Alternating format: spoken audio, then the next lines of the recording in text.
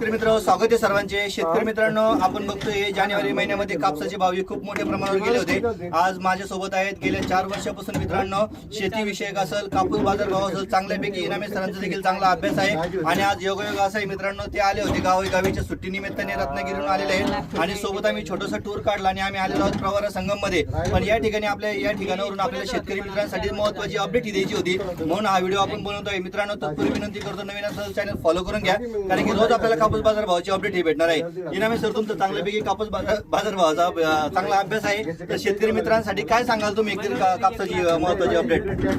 सगळ्यात अगोदर नमस्कार।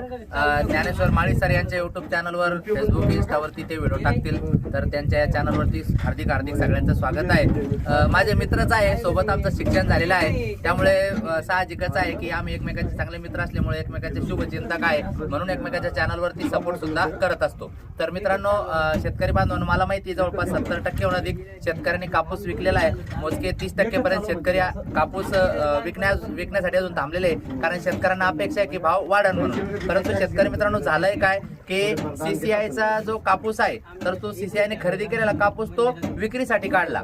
हा एक पाठीमागचा महत्वाचा घटक तुम्ही समजून घ्या। त्यानंतर दुसरी महत्वाची गोष्ट की कापूस नोंदणीसाठी जी काही 27 फेब्रुवारी शेवटची तारीख होती, ती आता वाढवली खरी, परंतु अजून सुद्धा ऑनलाईन नोंदणी बऱ्याचशा गोष्टी शेतकऱ्यांना समस्या जटिल होत आहे, ते होताना दिसत नाही। म्हणजे जे काही शेतकऱ्यांची इच्छा आहे की जे हमी भावाने कापूस विकला जावा, लांबच लांब रांगा सुद्धा सीसीआय खरेदी केंद्रावरती वेगवेगळ्या ठिकाणी होताना दिसत आहे। म्हणजे कापूस त्या ठिकाणी आवक वाढलेली आहे, आणि हे गणित लक्षात ठेवा, आवक वाढली की मार्केट थोडंसं कमी होत असतं, त्यामुळे आवक कमी होणं गरजेचं आहे, तेव्हा भाव वाढत असतात। सर, एक छोटासा प्रश्न, बरेचसे शेतकरी नेहमी विचारतात की येणाऱ्या काळामध्ये आता सध्या कापूस बाजार भाव वाढणार आहेत का? म्हणजे आता हा मार्च महिना सुरू आहे, येणाऱ्या काळामध्ये कापूस बाजार भाव वाढेल का? काही शेतकरी असे आहेत की त्यांचा आणखी कापूस त्यांनी विकलेला नाहीये, तर अशा शेतकऱ्यांसाठी तुम्ही काय सांगाल?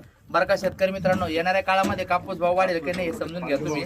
येणाऱ्या काळामध्ये आता सीसीआयची खरेदी 15 मार्च नंतर बंद झाल्यानंतर साहजिकच आहे की कापूस भाव हा वाढण्याची शक्यता कमी राहील, कारण सीसीआयची खरेदी बंद झाल्यानंतर खाजगी व्यापारी कमी दराने कापूस खरेदी करतात, आणि सीसीआयने सुद्धा कापूस विक्रीला काढलेला आहे। त्याच्यामुळे येणाऱ्या काळात कापूस वगैरे विक्रीला काढल्यानंतर भाव जास्त येईल अशी अपेक्षा मला तरी आता यावेळेला वाटत नाहीये। आपण फक्त काय करा की आता एवढ्या 15 दिवसामध्ये तुम्ही शेतकरी बांधवांनी आपापल्या पद्धतीने निर्णय घेऊन कापूस हा विकून टाकावा, कारण आता आणि पुढच्या वर्षी वाट बघावी, कारण यावर्षी तरी कापसाला जे काही भाववाढीसाठी अनुकूल वातावरण पाहिजे तसं तर काही दिसत नाही, मला वैयक्तिक वाटतं। बरोबर सर।